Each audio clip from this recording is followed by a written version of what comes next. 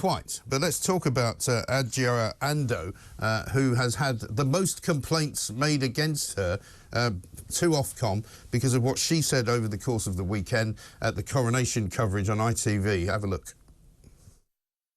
We've gone from the rich diversity of the Abbey to a terribly white balcony. I'm very struck by that.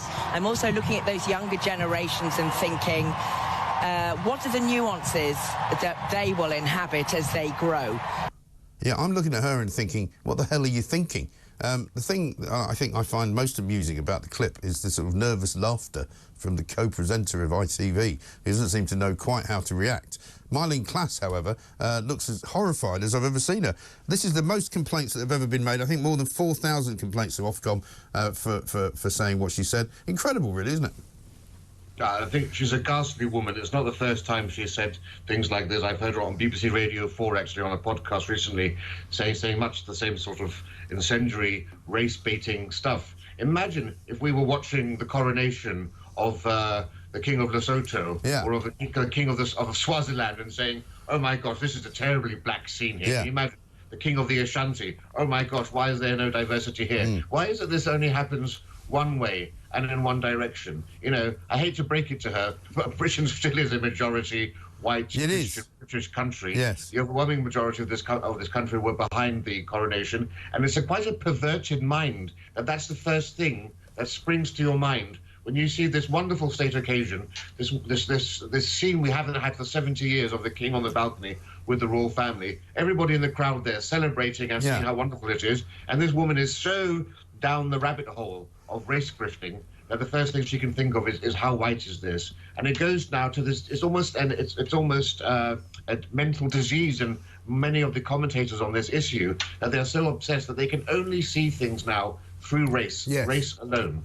I know, because the sort of the slightly more remarkable thing is that she currently is playing in a stage production of Richard III as Richard III.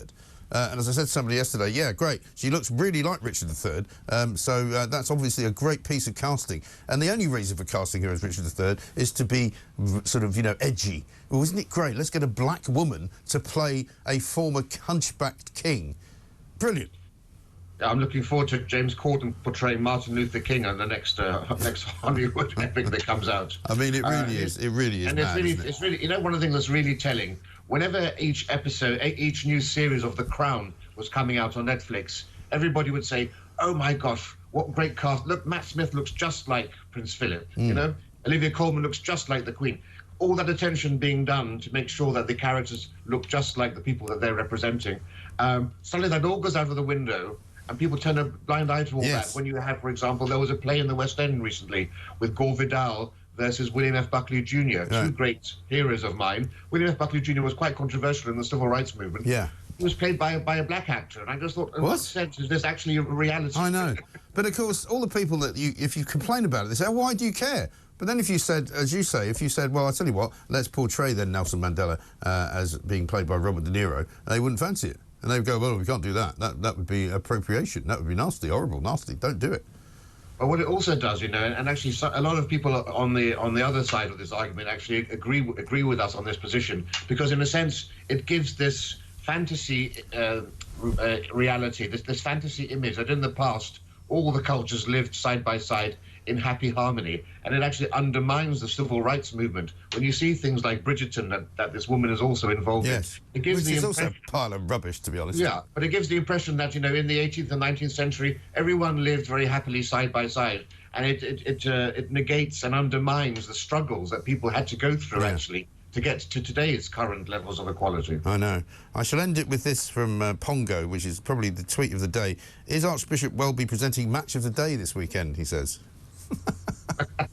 Well, he's qualified for it, isn't he? Obviously, because he's woke. So that's what we want. I can see Lineker in the pulpit very easily. Yeah, given that I can see. Now the Grand Priest of woke, isn't he? With a mitre on his head and a shepherd's crook. Absolutely right. Leading his flock across the Red Sea as he parts it. Getting quite spiritual today. Anyway, Rafe, good to talk to you. Thank you very much indeed. Rafe Heydel-Mankoo, historian, broadcaster and senior fellow.